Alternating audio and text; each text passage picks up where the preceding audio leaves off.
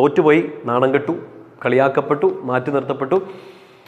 ഇതൊക്കെ പറയാണ്ടത് നമുക്കറിയാം, അനുഭവിക്കുമ്പോൾ നമുക്കറിയാം ഇറ്റ്സ് വെരി പെയിൻഫുൾ അല്ലേ. അതിൻ്റെ ഗ്രാവിറ്റി ഭയങ്കരമാണ്, നമ്മുടെ നെഞ്ച് തകർത്ത് കളയുന്ന സംഭവങ്ങളൊക്കെയാണ്. പ്രത്യേകിച്ച് ഇങ്ങനെ നാണം കെടേണ്ടി വന്നിട്ടുണ്ടെങ്കിൽ, ഒരു കൂട്ടായ്മയുടെ മുമ്പിൽ, ഒരു കൂട്ടുകാരുടെ ഇടയിൽ, നിങ്ങൾ പഠിക്കുന്നിടത്ത്, നിങ്ങളുടെ വീട്ടിൽ ഒക്കെ നാണം കെടേണ്ടി വന്നിട്ടുണ്ടെങ്കിൽ വല്ലാത്ത സങ്കടമാണ്. ഇൻഡിവിജ്വലി ചിന്തിച്ചാൽ സങ്കടമാണ്. ഒപ്പം തന്നെ നിങ്ങളുടെ ഫാമിലി മുഴുവൻ നാണം കെടുന്ന ഒരു അനുഭവം ഉണ്ടായെന്ന് വിചാരിക്കും. നിങ്ങളുടെ ഫാമിലി മുഴുവൻ മാറ്റി നിർത്തപ്പെടുന്ന ഒരു അനുഭവം ഉണ്ടായെന്ന് വിചാരിക്കുക. ഭയങ്കര പെയിൻഫുൾ ആണല്ലേ. കടന്നു പോകേണ്ടി വന്നിട്ടുണ്ടെങ്കിൽ, അതിനേക്കൊന്ന് ഫേസ് ചെയ്യേണ്ടി വന്നിട്ടുണ്ടെങ്കിൽ ചങ്ക് തകർന്നു പോകുന്ന വേദനയാണ്. പ്രിയപ്പെട്ട സഹോദരങ്ങളെ, ഈ പഴയ നിയമത്തിൽ ജോയേൽ പ്രവാചകന്റെ പുസ്തകത്തിൽ കർത്താവ് നൽകുന്ന ഒരു വാഗ്ദാനം നമ്മൾ വായിക്കുന്നുണ്ട്. അതായത് ഒരധ്യായത്തിൽ തന്നെ വളരെ കൗതുകകരമായിട്ട് നമുക്ക് തോന്നും. ഒരധ്യായത്തിൽ തന്നെ 3 തവണ ഇത് എടുത്തു പറയാണ്, നീ നാണം കെടേണ്ടി വരത്തില്ല. ഈ നാട്ടുകാരുടെ ഇടയിലോ ഈ ജനത്തിൻ്റെ ഇടയിലോ നീ നാണം കെടേണ്ടി വരത്തില്ലെന്ന് പരിശുദ്ധാത്മാവ് ജോയേൽ പ്രവാചകനിലൂടെ ആവർത്തിച്ച് പറയണം. നമ്മൾ ഒത്തിരി തവണ വായിച്ചുള്ളത് ഈ ജോയേൽ പ്രവാചകന്റെ പുസ്തകം, പ്രത്യേകിച്ച് നോമ്പ് കാലത്തൊക്കെ നമ്മൾ ഒത്തിരി വായിക്കുന്നത് തിരിച്ചു വരണം എന്നൊക്കെ പറഞ്ഞുകൊണ്ട് കർത്താവ് ആവശ്യപ്പെടുന്നില്ലേ. ജോയേൽ പ്രവാചകന്റെ പുസ്തകത്തിന്റെ 2-ാമത്തെ അധ്യായത്തിലാണ്. നിങ്ങൾ വിശുദ്ധ ഗ്രന്ഥം അടുത്തുണ്ടെങ്കിൽ ഒന്ന് എടുത്തേക്കാവോ. ജോയേൽ പ്രവാചകന്റെ പുസ്തകത്തിലെ 2-ാമത്തെ അധ്യായം അതിന്റെ 19-ാമത്തെ വാക്യത്തിൽ നമ്മളിങ്ങനെ വായിക്കും, കർത്താവ് തന്റെ ജനത്തിന് ഉത്തരമരുളി, ഇതാ ഞാൻ നിങ്ങൾക്ക് ധാന്യവും വീഞ്ഞും എണ്ണയും തരുന്നു, നിങ്ങൾ സംതൃപ്തരാകും. ജനതകളുടെ ഇടയിൽ ഇനി നിങ്ങളെ ഞാൻ പരിഹാസപാത്രമാക്കില്ല. വാഗ്ദാനം നമ്പർ 1, നിങ്ങൾ ഇനി നാണം കെടാൻ ഞാൻ അനുവദിക്കില്ല എന്ന് പറഞ്ഞ് കർത്താവ് ഒരു പ്രോമിസ് കൊടുക്കുകയാണ്. ആൻഡ് ദ പ്രോമിസ് റിപ്പീറ്റ്സ് 2-ാമത്തെ അധ്യായത്തിന്റെ 26-ാമത്തെ വാക്യം ഇങ്ങനെയാണ്, നിങ്ങൾ സമൃദ്ധമായി ഭക്ഷിച്ച് സംതൃപ്തി അടയും, നിങ്ങൾക്ക് വേണ്ടി അത്ഭുതങ്ങൾ പ്രവർത്തിച്ച് നിങ്ങളുടെ ദൈവമായ കർത്താവിൻ്റെ നാമത്തെ സ്തുതിക്കുകയും ചെയ്യും. എൻ്റെ ജനത്തിന് ഇനി ഒരിക്കലും ലജ്ജിക്കേണ്ടി വരില്ല. റിപ്പീറ്റ് ചെയ്യാണ് പ്രോമിസ്. ഇത് വായിച്ച് നോക്കണം കേട്ടോ. അടയാളപ്പെടുത്തിയിടും. നിങ്ങൾ ബൈബിൾ അടയാളപ്പെടുത്തിയിടുന്ന ശീലം ഉണ്ടെങ്കിൽ അടയാളപ്പെടുത്തിയിടുക. അല്ലെങ്കിൽ നോട്ട് ബുക്കിലൊക്കെ ഇങ്ങനെ വചനം എഴുതി ആവർത്തിച്ച് പ്രാർത്ഥിക്കുന്നവരുണ്ടല്ലോ, ആവർത്തിച്ച് എഴുതിയിടണം. ഈ അധ്യായത്തിൽ 2-ാം തവണ കർത്താവ് പറയാണ്, എൻ്റെ ജനത്തിന് നാണം കെടേണ്ടി വരില്ല, എൻ്റെ ജനം ഇനി നാണം കെടാൻ ഞാൻ അനുവദിക്കില്ല, നിങ്ങൾ പരിഹാസപാത്രമാവാൻ ഞാൻ അനുവദിക്കില്ലെന്ന് കർത്താവ് പ്രോമിസ് കൊടുക്കുകയാണ്. ആൻഡ് അഗെയിൻ കർത്താവ് പിന്നെ അത് റിപ്പീറ്റ് ചെയ്യാണ് 27-ാമത്തെ വാക്യത്തിൽ, ഞാൻ ഇസ്രായേലിൻ്റെ മധ്യേ ഉണ്ടെന്നും കർത്താവായ ഞാനാണ് നിങ്ങളുടെ ദൈവമെന്നും ഞാനല്ലാതെ മറ്റൊരു ദൈവം ഇല്ലെന്നും അപ്പോൾ നിങ്ങൾ അറിയും. എൻ്റെ ജനത്തിന് ഇനി ഒരിക്കലും ലജ്ജിക്കേണ്ടി വരില്ല. പ്രോമിസാണ് 3 തവണ. ചില കാര്യങ്ങളൊക്കെ വിശുദ്ധീകരണത്തൊക്കെ നമ്മൾ കാണുന്നില്ലേ, 3 തവണ പറഞ്ഞാൽ ഉറപ്പാണ്. നമ്മുടെ നാടൻ ഇതിലൊക്കെ പറയുന്ന പോലെ 1 തരം 2 തരം 3 തരം ഇതുമായിട്ട് ചേർത്ത് ചിന്തിക്കാൻ കമ്പയർ ചെയ്യാൻ പറ്റില്ല. പക്ഷേ കർത്താവ് 3 തരം ഉറപ്പിച്ച് പറയാണ്, നീ നാണം കെടേണ്ടി വരത്തില്ലെന്ന്. എൻ്റെ ജനത്തിന്, എൻ്റെ പ്രിയപ്പെട്ടവർക്ക്, എൻ്റെ കുടുംബത്തിന്, ഈശോയുടെ പ്രിയപ്പെട്ടവർക്ക് നാണം കെടേണ്ടി വരില്ല.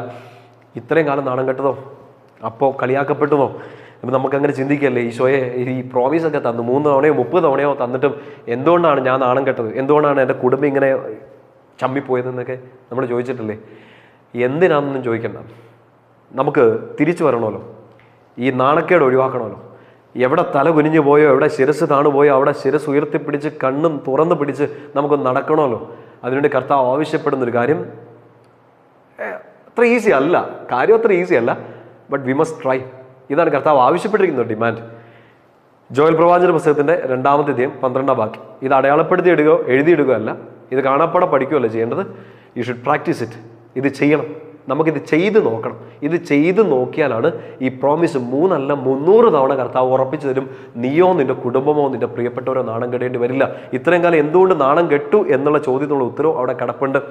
അത് കാരണമാണോ നാണം കെട്ടെന്ന്? ഇനി ആ കാരണത്തേക്ക് അന്വേഷിച്ച് പോകണ്ട, നമുക്കൊരു സൊല്യൂഷനാണ് വേണ്ടത്. If you need to rise up, ഈ നാണം കേടിൽ നിന്ന് എഴുന്നേറ്റ് വരണമെങ്കിൽ നിന്റെ മുമ്പിലുള്ളൊരു സൊല്യൂഷൻ ഈശോ തരികയാണ്. കർത്താവിൻ്റെ വാക്ക് നമ്മളോട് സംസാരിക്കുന്നത് ഇങ്ങനെയാണ്. ജോയൽ 2:12 കർത്താവ് അരുളി ചെയ്യുന്നു, ഇപ്പോഴെങ്കിലും അറ്റ്ലീസ്റ്റ് നൗ, നാണം കെട്ട് ഏറ്റവും ചമ്മി നിൽക്കുകയാണ്, ഏറ്റവും തകർന്ന് നിൽക്കുകയാണ്. നൗ വേറെ ഒന്നിനെ കുറിച്ച് ആലോചിക്കേണ്ട, നാണം കെടുത്തിയവരെയോ കളിയാക്കിയവരോ മാറ്റി നിർത്തിയവരോ ഒന്നും ഓർക്കേണ്ട, കർത്താവിനെ മാത്രം നോക്കണം എന്ന് വചനം ആവശ്യപ്പെടുകയാണ്.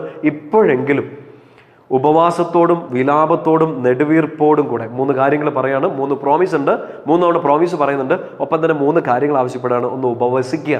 നമുക്ക് അതിൻ്റെ വചനത്തിൽ അർത്ഥം കൃത്യമായിട്ട് അറിയാം. ഈ പട്ടിണി കിടക്കുക എന്നുള്ളൊരു മീനിങ് മാത്രമല്ല.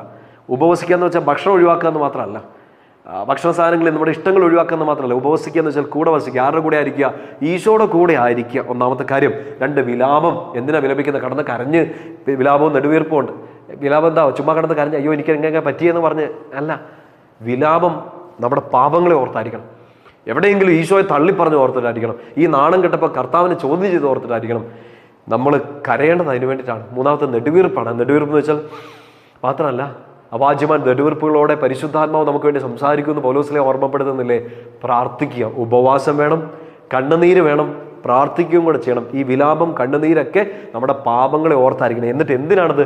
അവിടെ കിടന്ന് അലച്ചു തല്ലി കരയാനോ അയ്യോ എനിക്ക് ഇങ്ങനെയൊക്കെ പറ്റിയല്ലോ എന്ന് പറയാനോ അല്ല. ഇവിടെ കിടന്ന് നമ്മളിങ്ങനെ ഭക്ഷണം കഴിക്കാണ്ടിരിക്കാൻ വേണ്ടിയിട്ടല്ല ആവശ്യപ്പെടുന്ന ഒരു വലിയ കാര്യം. ഇതിൻ്റെ ഒരു പ്രൈം എൻഡ് എന്താണെന്നറിയോ? നിങ്ങൾ പൂർണ്ണ ഹൃദയത്തോടെ എൻ്റെ അടുക്കലേക്ക് തിരിച്ചു വരിക, കർത്താവിൻ്റെ അടുത്തേക്ക് തിരിച്ചു ചെല്ലണം. നമുക്ക് നാണം കെടുത്തിയ ആളുകളെ ഇങ്ങനെ നമ്മൾ നോക്കി നിൽക്കുകയാണ്. നമ്മളെ തെറ്റിദ്ധരിച്ച് വിഷമിപ്പിച്ചവരൊക്കെ ഇങ്ങനെ നോക്കി രണ്ടിട്ട് കൊടുക്കണം എന്നൊക്കെ വിചാരിച്ചുകൊണ്ടിരിക്കുകയാണ്. ദൈവമേ ഇവരുടെ തലയിൽ 2 തേങ്ങ വീഴണം എന്നൊക്കെ വിചാരിച്ചുകൊണ്ട് നമ്മളിങ്ങനെ നിൽക്കുകയാണ്. ഒരു തേങ്ങയും വീഴുന്നില്ല. നമ്മളിങ്ങനെ തേങ്ങ വീഴുന്നത് നോക്കി തെങ്ങിഞ്ഞോട്ട് ഇരുന്നിട്ട് വെയിൽ കൊള്ളുക എന്ന് മാത്രമേ ഉള്ളൂ. നമ്മൾ നോക്കേണ്ടത് നമ്മളെ വേദനിപ്പിച്ചവരോടല്ല, നമ്മളെ ചവിട്ടി താഴ്ത്തിയവരോടല്ല.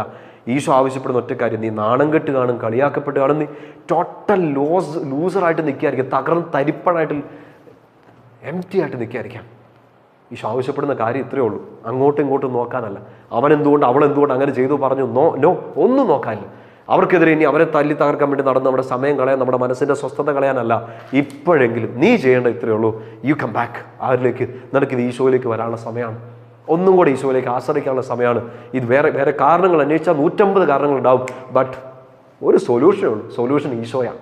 ഈശോയിലേക്ക് വരിക. ഇപ്പോഴെങ്കിലും ഉപവാസത്തോടും വിലാപത്തോടും നെടുവീർപ്പോടും കൂടെ and with your whole heart, നിന്റെ പൂർണ്ണ ഹൃദയത്തോടെ ഈശോയിലേക്ക് മടങ്ങി വരിക. അങ്ങനെ മടങ്ങി വന്നാൽ നാണം കെടാൻ കർത്താവ് സമ്മതിക്കില്ല. നീ ഇനി പരിഹാസപാത്രമാവാൻ, ഈശോയുടെ പ്രിയപ്പെട്ട കുഞ്ഞാൻ, നീ ഇനി നാണം കെടാൻ, തല താട് പോകാൻ കർത്താവ് സമ്മതിക്കത്തില്ലെന്ന്. Please believe this. ഒറ്റ കാര്യമുള്ളൂ, തിരിച്ചു വാ. എൻ്റെ ഈശോയെ, ഞാൻ ആരെ നോക്കത്തില്ല, എന്നെ മുറിപ്പെടുത്തിയവരെ നോക്കത്തില്ല, എനിക്ക് മുറിവേൽപ്പിച്ചവരെ നോക്കത്തില്ല, എനിക്ക് ഏൽക്കേണ്ടി വന്ന മുറിവിലേക്ക് നോക്കത്തില്ല, എനിക്ക് വേണ്ടി മുറിവേറ്റ എൻ്റെ പൊന്നീശോയെ അങ്ങേ മാത്രമേ ഞാൻ നോക്കത്തുള്ളൂ എന്ന് പറഞ്ഞുകൊണ്ട് ഗെറ്റപ്പ്, എഴുന്നേക്ക്. നമ്മളിവിടെ ഇരുന്ന് അവിടെ കടന്നു പോകത്തേ ഉള്ളൂ. ആ നാണം കെടുത്തിയവരൊക്കെ നോക്കിയിട്ട് നമ്മുടെ പല്ല് കടിച്ച് പല്ലൊക്കെ പോയി വെപ്പോലും വെക്കേണ്ടി വരത്തേ ഉള്ളൂ. നമ്മളിങ്ങനെ തലയും ചൊറിഞ്ഞ് വിഷമിച്ചൊക്കെ നിൽക്കത്തേ ഉള്ളൂ. You have to get up. വീഴ്ത്തി കാണും, പക്ഷേ നമ്മൾ വീണത് കർത്താവിൻ്റെ മടിയിലോട്ടാണ്, കർത്താവിൻ്റെ കയ്യിലോട്ടാണ്. അവിടെ ഇരുന്ന് ആ മടിയിലിരുന്ന് കർത്താവിൻ്റെ കണ്ണിലോട്ട് നോക്കണം.